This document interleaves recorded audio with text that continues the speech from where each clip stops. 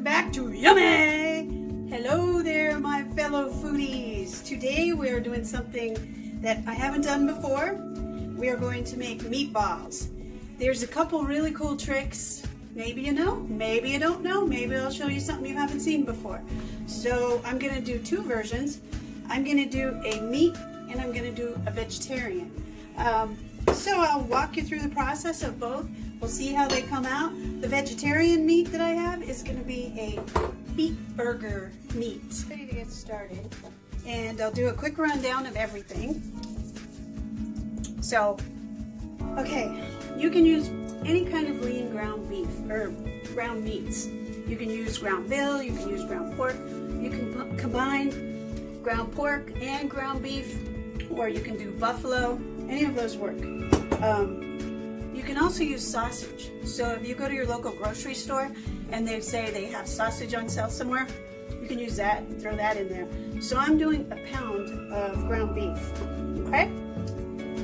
425 is my oven. Got to make sure the oven's ready. So before you start, get your oven going. And we're going to make, so this is really important to making a really good meatball or meatloaf or any other ground meat that you're trying to keep very moist. You want to take your milk, which we're going to do a fourth of milk, and we're going to do a fourth of breadcrumbs, and we're going to go ahead and we're going to let this sit together. And you want to just let that sit for maybe 15-20 minutes, something like that.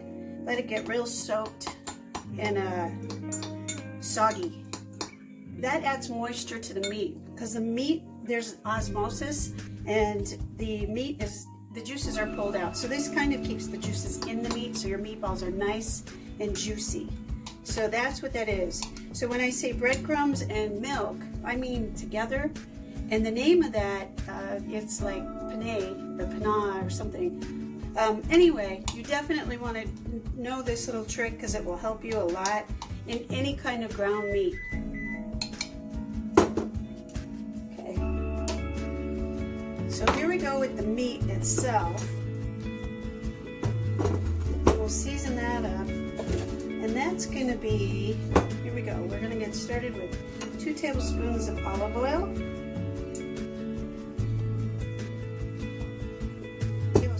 Garlic.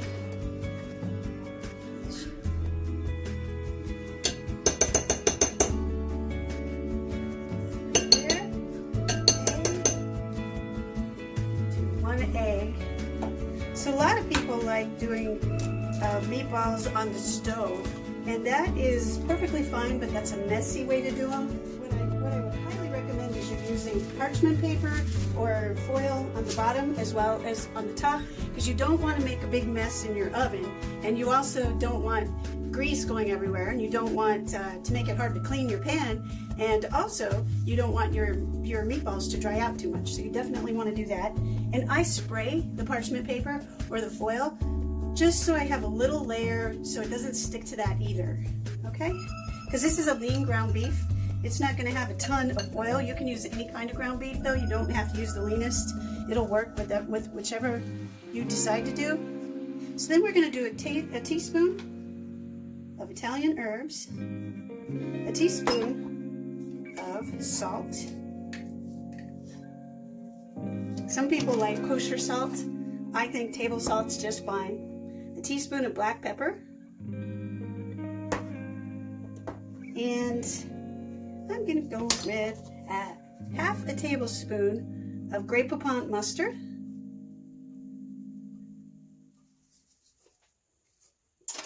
And then the other thing that a lot of people forget or don't know is Parmesan cheese. Parmesan cheese is very important for your meatballs. So you want to give a good 2 tablespoons of Parmesan cheese. Then the last thing is going to be the onions. And I'm going to do a half of onion diced, and I'm doing a very small dice. And this has been sitting for a while. See how that has turned into kind of more of a porridge type of look. That's what you're really looking for, is something like that.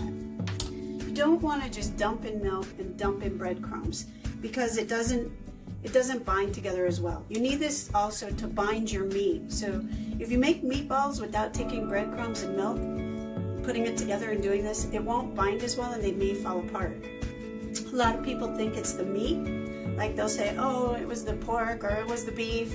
It's that your binder isn't correct. So you need that. So you're gonna have this mix right here, about now.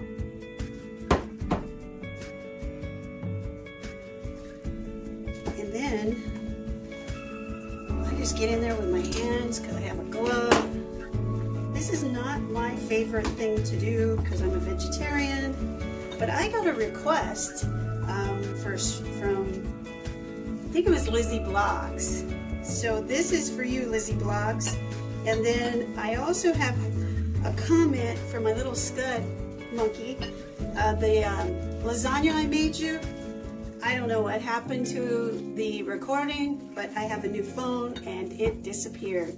So I am so sorry, little scud monkey. It was a lot of work, so I probably won't do it again for a little while, but it's on the list.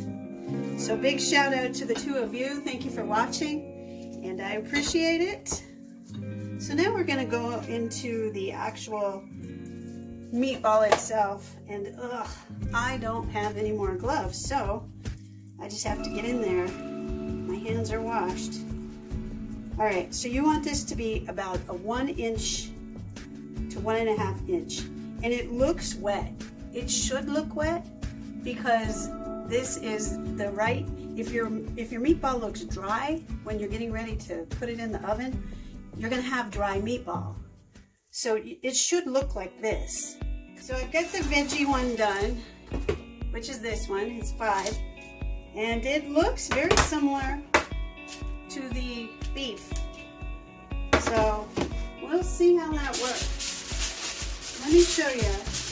I've sprayed these with a little bit of pan release or PAM or whatever you have, what you use, your spray, just a little bit. And then we do something called tenting. Tent, T-E-N-T, tent.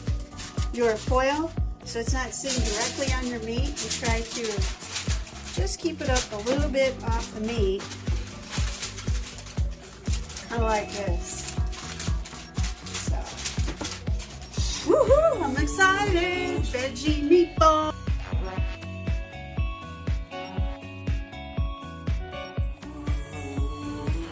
Okay, you cook them for 20 minutes. Okay, this has been about 12 minutes in the oven, and I want them to get some color. So I'm going to put them back in the oven for another 8 minutes, and if they don't have enough color, I might put them under the broiler for about 1 or 2 minutes. These are definitely not meat. They're starting to look like meatballs, but they're okay. I guess I can taste the little piece.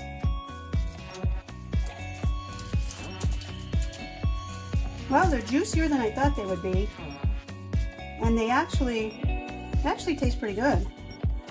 They are, I don't know, they're definitely not meat though, because they're drier than meat would be. Veggie meatball. It does look like a meatball though. I could trick someone into eating this. I could. But then when they ate it, they would think, man, she's a crappy chef. She makes crappy meatballs. Because they don't taste like meat. Okay, so this is the final product of the meatballs. And being a vegetarian, you know I'm not going to try these. But I do have a friend that has come by. First off, it's very tender. You know, you can cut into it really easily. Really good flavor, really good meaty flavor. Is it juicy? It's very juicy, not dry at all. Okay. Really juicy and tender. Again, these meatballs can be used in, you can put pork, you can put beef, you can put bison. The recipe works with all different kinds of meats. And on a ABC scale, where does it fit? A being best, what do you mean? A being best and F being worst. Oh, it's up there. It's like I'll give it an A. And it's nice and solid. It hasn't fallen apart. It's gonna hold up in your sauces or whatever. Okay. Thank you for coming. Thumbs up, subscribe, leave a comment, and I'll make your recipe next.